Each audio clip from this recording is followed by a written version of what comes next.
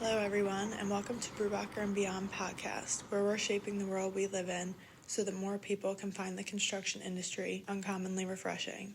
My name is Maecy Landis, and joining me again today for another episode is Megan Ament, Jordan Keller, and Dave Strawser to discuss what success means to them and how the younger generation can define their own success. You know, all this talk about colleges for some people and workforce for some people, when you think of success and defining success, what comes to mind for you? Because I think of, at least when I was 18 and trying to pick a career that I was going to be successful in, my immediate thought was money and not so much fame, but what's the biggest thing that I can do? What's the most money that I can get out of it? And what's the most acceptable by society, or what does society want me to do? So how would you, in your own thoughts and words, describe success? You hit the nail on the head with me. I mean, that is really my story. Coming up through the construction industry, it was nothing that I wanted to be the next. Whether it was labor to operator to supervisor to manager. And I chased it, and really did what this industry really tells you to do, or society tells you, like the American dream. Work harder than everybody else, put your head down, grind it out, and make a name for yourself and be successful. And, I think for me personally, I grew up with a dad that worked actually here at Brubacher and worked in this industry. And, I always kind of felt in his shadow a little bit. And it was kind of, another layer of making the name for myself. And, I'm very thankful for the heritage and the stuff that my dad taught me about work and everything, but it's trying to get that name and finding that success. And to the point where, I remember when I was first married and I would leave the house at 3:30 in the morning, and it was nothing for me to roll in at night at 8:30, 9 o'clock and, eat dinner, go to bed, and, see my wife on the weekends. And I was doing everything I thought I had to do to make a name for myself. And my personal story is I had to have major back surgery at 27. And that greatly humbled myself. And it was through that time where I really uncovered my identity, my purpose, my passion, and why I do what I do. And I saw success in a completely different light. And it was really not who can I be, right, but who I am. And in that instant, it really molded into, okay, I understand who I am, and now how can I make the most impact and help others understand the same thing that I had to learn the hard way. And, I think that's what led me into the role of being a teacher, teaching heavy equipment, which again was in my wheelhouse, but I can tell you to this day that never thought I would be a teacher. Megan could attest to I hated school. I was probably the worst student she ever had. But not true. But I think that's really what it's all about. And I uncovered this passion for leaning into others and teaching others and growing others and being content with seeing the success in others. And that's really what motivates me every day to get up, put my boots on, and come to work. Is who can I help be successful today? Who can I help grow a little bit? I've been really adamant about, I learned it from a good friend of mine, but the motto of let's be 1% better today. Let's try to be 1% better. And if we can be 1% better, whatever that means, is it production? Is it growth? Is it relationships? Is it just energy? Is it whatever that is? Let's be 1% better. And I think that is different than the American dream, because the American dream is all about ourselves. And I think that's where a lot of us are lost. We're not really sure. We can't quite, every step along the way, there's always something that's better. And I think we miss a lot. Let's face it, I think our lives today run at 1,000 miles an hour. And I think we miss a lot of life because we're so focused on the next thing that we don't actually see what's around us and what's actually happening. And I think that's the most important thing. And when you define that success, it's really being content, where we're at, what we're experiencing, the people around us. Like Dave said, at the end of the day, when we all retire, if we all retire, whatever that looks like, we're not going to sit around and remember, I remember, the production we got on that day. We're not going to remember, the money, the paycheck that I got that day. What we're going to remember is the people and the relationships we built. And, when I think about talking to other people and, my grandparents, before they passed away, and, kind of what they remembered, what they talked about, the stories they told. It was never about the paycheck or the thing they did. It was always about the experience and the people. And I think that's one thing that life today is really detrimental in the way that we miss out on a lot. And I think we have to find what success means. We got to understand who we are, our identity, where our purpose is, what our passion is. And when we find those things, really, I think it makes, like Dave said, it makes every day enjoyable. Doesn't mean you're not going to have hard days. There's days where I'm like, I can't wait to get out of here because it is just one of them days, right? But the overall joy, the overall enjoyment and passion that we get to do completely supersedes those bad days. Yeah, and life is short. I mean, some days are hard and feel long, but life is short. And something that I've tried to remember is that the money will always come back, but your time and your experiences won't come back. That time, once it passes, it's gone, and then you're on to the next day. And I think that's so important. I wish that more people would remember that on a daily basis. And I had the thought while you were talking, Jordan, that I actually just had the privilege of seeing Justin Gibbons speak live. He's from Limitless Outdoors, and you said, chasing the next thing and chasing the next thing, and that brought me back to something that he had said that kind of stuck with me of, I feel like it's so common nowadays that, and maybe it always has been, that, you're chasing the next thing and you're chasing the next thing, and that's not to say that you can't always strive to be better, but when you just keep chasing one thing after another in order to say, like, well, if I get XYZ, then I'll be happy.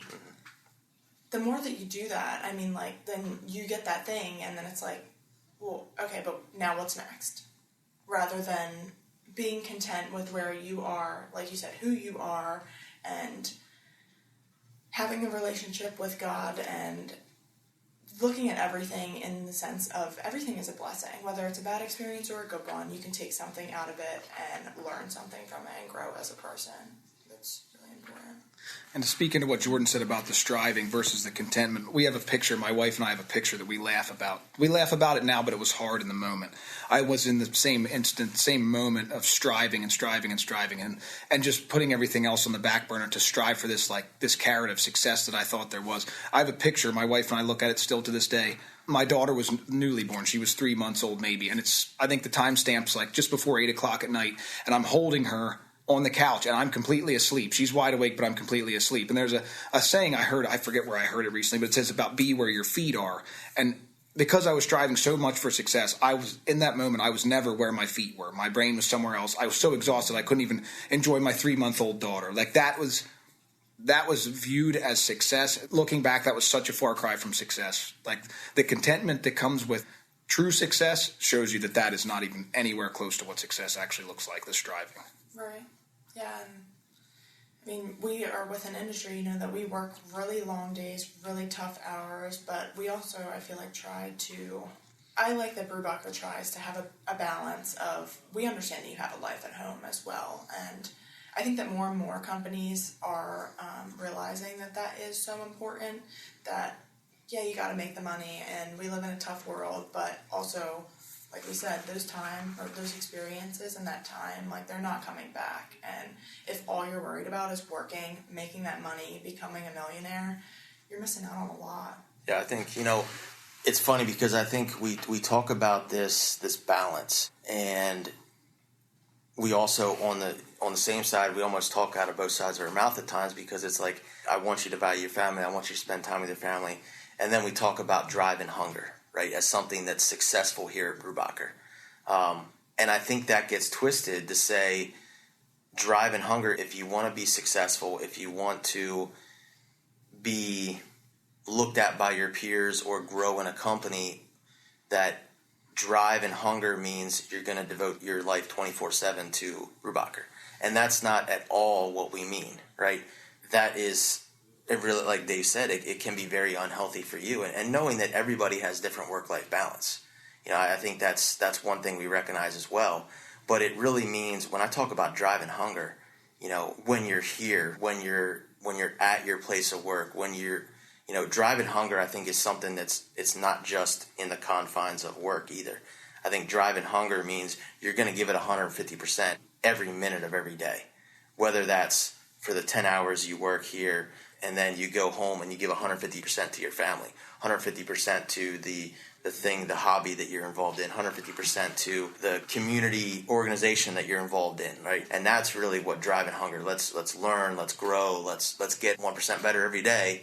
I really think that's what we talk about driving hunger. And one thing that came up in one of our recent supervisory leadership classes is we talk about a different approach. We do a lot of personality tests. We do a lot of the whole class is on people skills and really how do we build relationships? How do we be for people? How do we help a younger generation succeed? Because at one point somebody invested in us. We didn't just wake up one day being where we are today.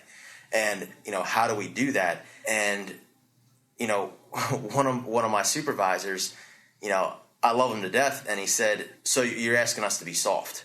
And I'm like, "That's not at all what I'm asking, right? I'm asking you to be for people and to encourage and mentor, be a coach and a mentor. It does never mean that we lower our standards or our expectations. I still want you to strive for excellence. I still want you to be the best that you can be, and that's the goal. The difference in that is you have to meet people where they're at and be real about the gap to get to excellence. And excellence is not perfection.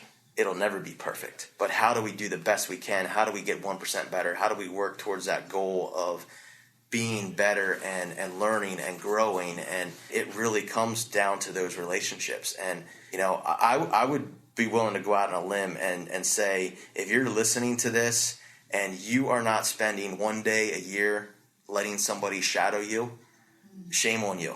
And I think we all can be in that boat. But again, we can either get tied up in the every day, we got to get stuff done. And you think about 5 days a week, 52 weeks a year. If we can't devote one day to, maybe we're not going to get absolute production done that day, but if we're able to grow somebody, I think back to, it was just, last week when I had the 3 students from Hinkletown. And yeah, I would love for all 3 of them to come work at Brubacher one day. The reality is, they're probably not. Hannah, the one girl, she wants to be a welder.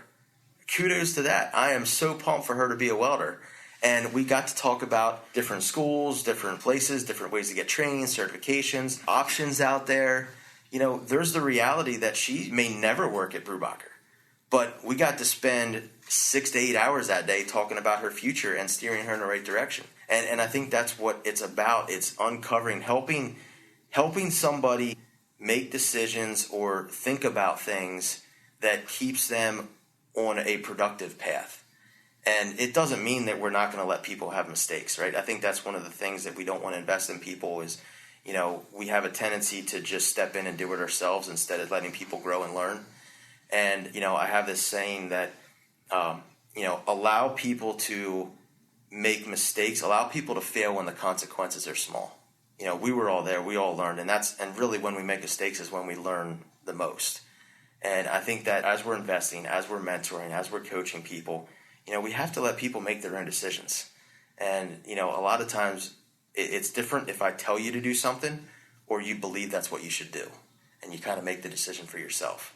But I think it comes back to that shadowing, and we're never going to have the opportunity to speak into somebody if we don't take the time to do it. And that's really the key. Yeah. I'm so glad that you said about, meeting people where they're at and to let them make the decision.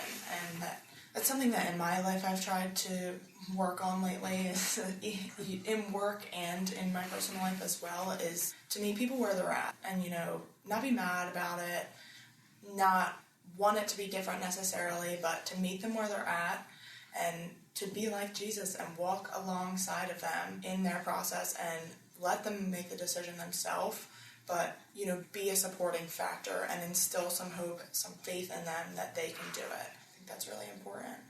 Mm-hmm. Yeah, I really appreciate you mentioning shadowing, because that it is something that is from a school. I feel like it's not easy. I mean, I currently we have 24 students in 9th and 10th grade together. They each shadow twice a year, so that's 48 connections that need to be made just this year.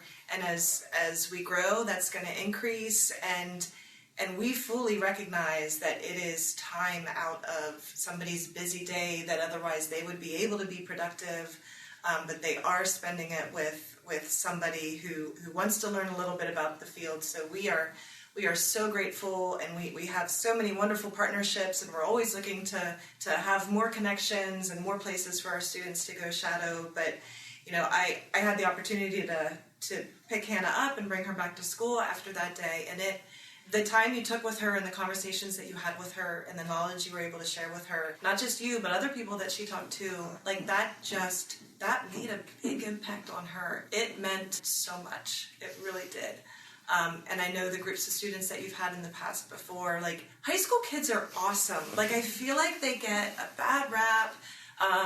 They really are awesome, and they really they're looking for that, for that approval. They're looking for adult input into them, and it's a solid investment to spend time, and it doesn't even have to be a full day. Granted, you were going to a job site not super local, so it was a full day, but it could be a half day. It could be a couple of hours to just let a high school kid get a little bit of insight into what a day is like, and we celebrate students also discovering that they hate something too. Like we celebrate that as equally as oh my goodness, I love it. My favorite story is a student who came into high school and was like, oh, I love animals, I want to work with animals, I can't wait, like anything with animals I want to do. And so at the time Hershey Zoo was allowing shadowing, and so she went to Hershey Zoo for the day, and she came back and was like, I do not love animals that much. I do not want to pick up their poop. That was such a valuable lesson for her to learn as a 9th grader, as opposed to 2 or 3 years into college in something focusing with animals and learning it down the road. So shadowing is just huge, and I'm sad for the schools that maybe, like you had mentioned, Maecy, like where those conversations aren't happening till junior, senior year. I mean, you're already starting on that track. You're already looking at schools if you're thinking about college. And the earlier we can start that career exploration and getting them out there to see and experience, the better, for sure. Yeah, absolutely. Because if you wait until even sophomore year or junior year, like the longer you wait, the more pressure is on. Mm-hmm. Oh my gosh, I'm going to school in 2 years. I have no idea what I want to do, but I'm looking at these schools, and I'm trying to pick a school, and you can go in undecided for some schools, but still, like, that doesn't mean that the pressure is completely off of your shoulders. It's still, and then the time investment, the financial investment. Yes, the financial investment is huge, and I know we were just talking about, like, not about the money, but it's tough. Like, it's really tough to think about. And some people, it can work, but, like, that's also something that should be put into, the equation when you're thinking about picking a school. Like, it's not just about, like, the best school that has the best program that you want to go for. It's also about the financial, too, because college is a big, big, big burden of debt. And in my case, I'm so thankful for the experiences that I've had, and, I learned a lot through them, but I am in debt. And if I did not go to nursing school for a year, I would not be in so much debt. Granted, I was really angry for a little bit after that had first happened, because I'm like, gosh, I can't believe I did that. Like, now look at where I'm at. Like, I'm not even nursing, and it's taken me a few years, I admit, but I'm at a point now where I'm like, you know what? Yeah, this sucks, but what am I going to do about it? Sitting here and complaining isn't going to change anything, and I learned that I didn't like something. Yeah, I probably spent way too much money doing it, but that's okay. I learned that I didn't like it, and at the end of the day, it brought me to where I am right now. And you had the guts to get out, like, to not invest the 4 years into figuring out that it was something that you didn't like. Yeah. Yeah. And it's important to, going back to talking about, like, a personalized decision, like a career is not something that can be picked in a day. It's not something that can be picked in a year. I mean, I've talked to people before that they're middle-aged and they're still like, listen, I still have no idea what I want to do with my life. I enjoy what I'm doing, but is it necessarily what I want to be doing? No, I don't know. And I don't know that there's ever a time that we're like fully going to know. Just listening to each day, you know, things are going to come up, and listening to yourself and what you need and what you feel like you get the most contentment out of. And to investing in people, it's hard to view a ninth grader. It's hard to see in the moment, I should say, that ninth grader could very well be a future member of our leadership team. And that our leadership team and our management team and our site superintendents were all at one point in their lives that ninth grader that had no idea what they wanted to do, and now they're excelling and succeeding in the ways that they are. It's hard to think about it in the moment, but anyone in the world has someday been that ninth grader that doesn't know what they want to do. So that makes investing in them much easier, I would say, much more. The return on the investment is obvious in that way. Yeah, I mean, I look back. I mean, when I first hit the ground here at Brubacher, I was a little punk. I'll be the first one to say it. You know, I did not have the right motivation. I did not have the right priorities. You know, I was a young motocross guy traveling the country, you know, looking for a dream and to race motocross. And, you know, I think that's probably a lot of people can, you know, the lure of being a professional athlete, no matter what it is, I think plays into a lot of that. But, you know, I was a knucklehead. I was probably my superintendent's worst employee. It's just, you know, I can imagine he sat in the job trailer being like, what is this guy thinking? Like, and, you know, thankfully, I think I grew up with, you know, some work ethic and, you know, skills that, you know, my parents, my family have taught me. And, you know, it did play into, you know, being successful a little bit. But, you know, I think it really, there's, I think, a point that happens with every one of us is, and it's different. Some happens at 16, 18, 20, 24, 30, whatever. But there's a point of, and I think oftentimes we refer to like the maturity aspect of it, but I'm not even sure that's the right word, because I think sometimes it's just a focus of priorities. And for me, it was really the change of, okay, now this is no longer like a teenage job. This is no longer just a thing to make some extra money. This is now like, I need to build a career. And that was the focus on, now granted, I took it way to the complete other, you know, spectrum of it and devoted 24/7 to it. But it really is that idea that like, okay, I'm here to build a career. And that changes it from just a job. And like you said, Maecy, there's people that are 35, 40, you know, whatever, that just say, you know, I'm not really sure if I enjoy what I'm doing or if it's just what I've always done. And again, that's where that mentorship comes into. And, you know, even for the person that's 35 years old and just not sure why they do what they do, being able to speak into that and say, you know what, you're really good at what you do. You have these skills. You have these, you know, where else, challenge them. Where else do you want to be? What do you want to grow? What do you want to learn? But I think the earlier we can kind of uncover that passion to say, okay, I want to make a career of this, and I know that I know. I think that changes it, and that's why we do have to speak into the ninth graders. You know, we have to, you know, I think about my own kids, and, you know, I think when they're young, you kind of joke around like, oh, yeah, you know, you're going to work in construction. What do you want to operate? You know, my 7-year-old daughter wants to be an excavator operator. You know, that's great. Is it a reality? That'd be awesome. You know, we have a lot of great women that work here at Brubacher in the field, and, you know, operators and project engineers, and you know, I would love to see superintendents, you know, someday. And I think that's where we've got to stop closing in the box, but then also being okay with, you know, my daughter might not be an excavator operator, and that's okay. But what can I do to help uncover those skills, help her to see the potential that she has in her and what she can be, and knowing that I got 3 kids. They could go in all 3 different directions, and that's great. But what are we doing to teach them skills? You know, I think, too, a lot of today, we kind of struggle as parents to get our kids invested in things. And, you know, I'll be the first to admit, you know, when I'm doing projects at home, a lot of times it's just easier and faster if I just do it myself. But it doesn't do my kids any good if I don't teach them how to use a screw gun, teach them how to use a hammer, teach them how to seed the yard, or, you know, paint the wall, or, you know, teach them these skills that help uncover, hey, I really like this. I really love when we paint a room and I get to paint the wall, maybe I don't want to be a professional painter. Maybe I am creative and artistic, and maybe that's a path.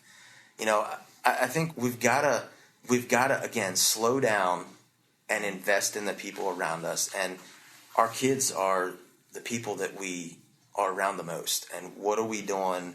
Are we so tired at the end of the day and so busy with our lives that we're not even investing in the people that we're most responsible for?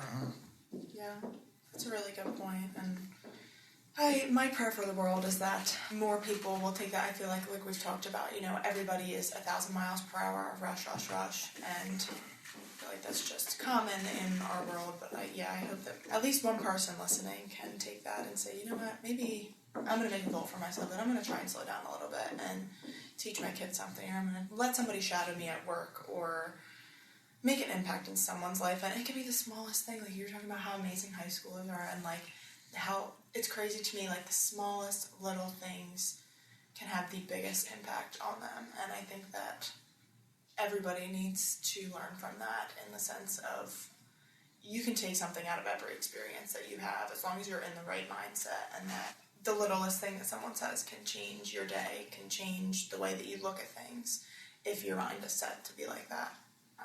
This is a really hard question to answer. I'm just curious, like, what you guys think in terms of like motivating and inspiring these kids, young adults, the youth. Is there a blanket that you can put and say, you know, this is something that motivates and inspires them? It's so personalized. Everybody is inspired by different things, but do you feel like overall you could label it to something? What do you guys think on that personally? It's a tough question to answer because, like you said, I mean, everybody is motivated and inspired by different things, but I have a little secret. It's kind of personally I've found, and I hope none of my players are listening to this, but I really come back to being for people. And one of the things I do, whether it's basketball, baseball, whatever team I coach, I really, you know, a lot of times you're getting a group of 10 to 15 kids that you might not even know. And whether you were able to pick your team or not, I think there is a good way to set the precedent. And I always do it at the very first, whether it's before the first practice, after the first practice. And sometimes I do it after the first practice, kind of when we close down and we've kind of got to know each other a little bit, or I've been able to demonstrate what I'm about to say. And I tell all of them, and I would say most times in the position where I got to select, whether I knew them or not, I got to select them. And I always let them know, you are here on this team because I chose you.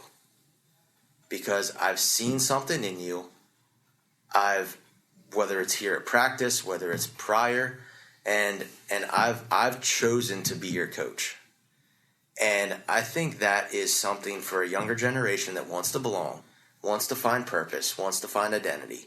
When they feel like somebody is in their corner, it is the most powerful thing for their future and for their lives. And I think that's where, whether it's shadowing, whether it's mentoring, whether it's coaching, whether it's just being involved, willing to take 2 minutes out of our day to talk to them. You know, I think for a younger generation that gets a bad rap and is really misunderstood, nothing's ever new. Probably like every other generation that has ever come through the world. That's true. Right? But they get a bad rap and we harp on them, you know, and there is more opportunity to be successful today than there ever has been.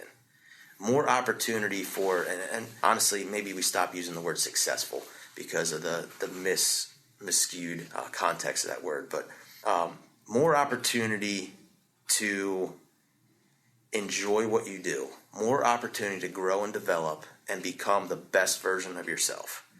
That the only thing that is missing is somebody to stand in the gap and help them get there. And I think that is where, again, we've got to step back and we've got to say, the reality is, this is the next leaders of this world. What are we doing today to help them get a little bit better? And if our honest answer is nothing, then we've got a serious problem. And I think a lot of times, not only are we doing nothing, but we're actually having a negative effect on their growth and development. And the reality is, none of us like change. Things change every day, just like, you think back in our industry 20, 25 years ago when GPS came around, and, we talk about it. Some of our most highly skilled go-to operators of today, refused, hated it. We're horrible at it. And now they're the go-to people that we're saying, hey, can you please train this new dozer operator? And I think we've got to definitely have to stop having a negative effect on this younger generation, but we got to stop doing nothing about it. And we got to figure out, where is our place? What is our gifts? What are our talents? Where can we help speak and teach and coach and mentor and help somebody really grow and encourage them and motivate them and help them to see the purpose, get the fulfilling aspect of what they're doing today and the path that they're on. Yeah. I had the thought to myself after I had asked that question of, I don't think that question can be answered in one word or even one sentence. I think that it goes back to all of the discussions that we've had today about the relationships and being a support to somebody, instilling something in someone, and how you make that impact on a person is just, again, a personalized thing that each person is going to be impacted by something different. And thinking of, Megan, you guys do the one-on-one stuff like that. That probably is motivating to these high schoolers because they have that support, they have that direct support. And yeah, I answered my own question after I asked it, that it can't be answered, really. Yeah, I feel like one of our themes here today has been being involved. And I mean, studies show the more adults students have speaking into their lives, the more successful, the better adults they're going to be. And so to have teachers speaking into your lives, to have mentors at church, to have coaches, the kids of your friends, just to be that extra adult, that has a huge impact on students and them feeling, students, kids, young adults, high school students, them being cared for. And yeah, it just, and what's so interesting to think about and what's so powerful to think about too is your half day, your couple of hours, your season, your whatever that you get to spend time, you may never ever know the impact that you had, and it may have been a life-changing impact and opportunity for those high school kids. And you may never ever know that. And one day in heaven or whatnot, you'll find out, you'll see that impact, but just every interaction that you have can be that thing that sparks that interest in that student. I mean, and they don't know what they don't know either. So a place like Brubacher's, it's not, you don't just employ people who run the machinery and move the dirt, and you have there's such a vast number of jobs and positions here that somebody can be involved in and is not the one outside physically moving the dirt.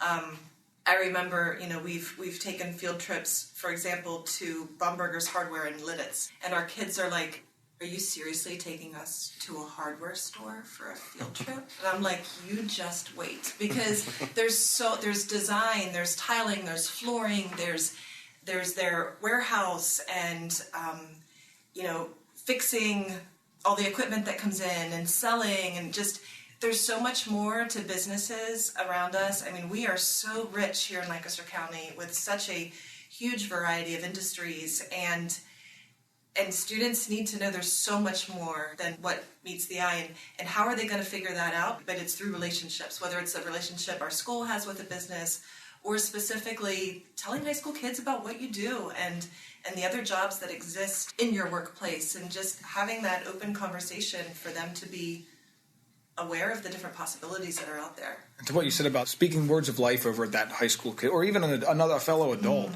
some tiny things that have been said to me that the person would never know the significance of. I will never forget in my entire you could reverse something that's been spoken over someone's life, or maybe that a word of encouragement they've never even heard before that is life changing to that person, and you just said it nonchalantly in conversation. So like any word of encouragement, no matter how small, I think can be incredibly valuable and is incredibly valuable in that. Mm-hmm. Absolutely. Yeah, that's a good way to put it. And I mean, to every person, like, those words that are valuable are different, but valuable words that are being spoken to people can definitely make a huge change. I am curious, like, now, I would like to try and start wrapping this up. I feel like we could talk about this all day. This conversation is really just flowing, but I'm curious, like, you mentioned, Megan, you may never see or hear the impact that you make on somebody. So, like, in positions like you guys are in, do you just have faith that you're making an impact, or are there things that you see or have had experiences, someone told you, or you just saw something that made you know that you are making the impact? I listen to a pastor regularly, and he always says you can't judge obedience by the outcome. And I try to always cling to that. No matter what the outcome looks like to what I see, be obedient, do the obedience, live in the obedience. Don't judge the obedience by the outcome in the moment, because the outcome may be totally different than what I can see, or totally different in 5 years than it is right this moment. So I just try to really hold on to that tightly.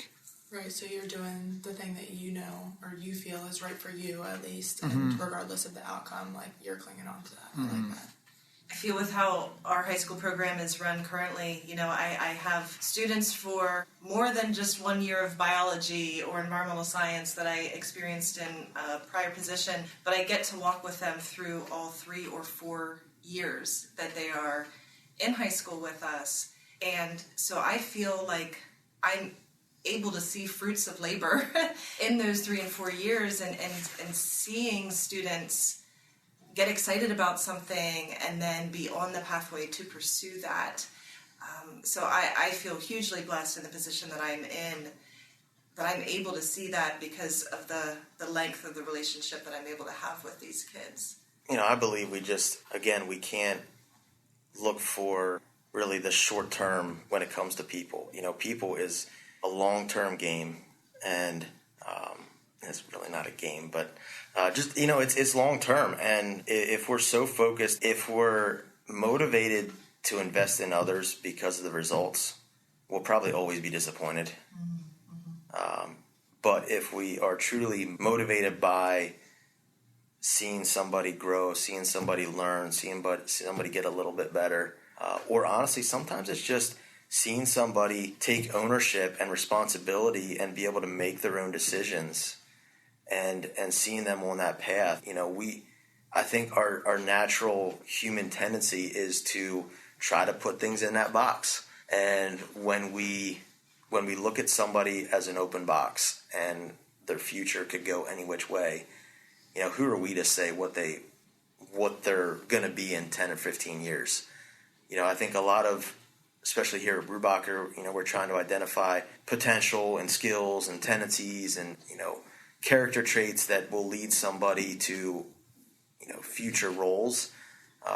One of our other sayings here is like, we'll put the ladder in front of you, but I'm never going to push you up the ladder. I will climb every rung right next to you, but I'm not going to push you up the ladder. And I think that's where that, we can only control our investment of it. We can't control other people, nor will we ever be able to. And it is when it's culture and people. I would say people are messy. They're always going to be messy.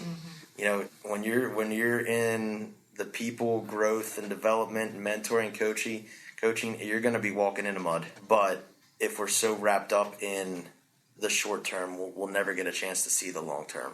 And I think about previous students I've had, people I've worked with. Just a completely simple thing, just the people in this room.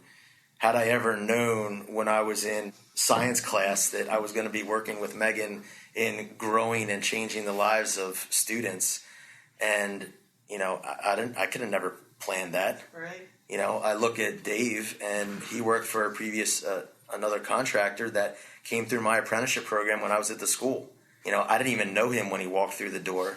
And here we are, how many years later, working hand in hand and, really on this mission of growing people together. We never know what the future holds, and that's all the more important to be focused on today. What do we wake up for today, and what are we going to do with it? Absolutely, and everything comes full circle, and just to have that idea in your mind that you are where you need to be, and to be where your feet are, and oh my goodness, there's so many good things we can take from this conversation.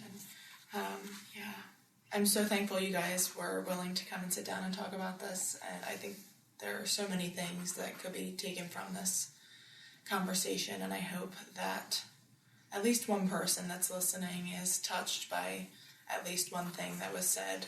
And again, thank you guys for being here and for the things that you do to shape the world that we live in. And I mean, you guys are really, you're in that every day. You are shaping the young generations, you're shaping the people that are in the working force and making a difference each and every day. And it's amazing.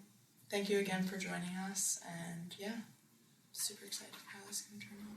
Thanks for having me. Yes, thank you.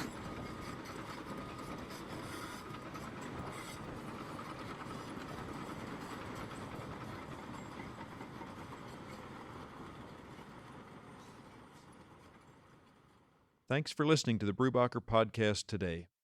If you enjoyed it, please subscribe to our podcast so you can listen to the new episodes each month.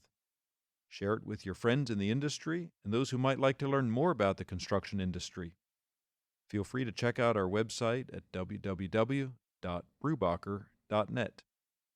I'm Keith Brubacher, president of Brubacher Excavating Incorporated, and we hope you found our discussion insightful, and we look forward to the next time together.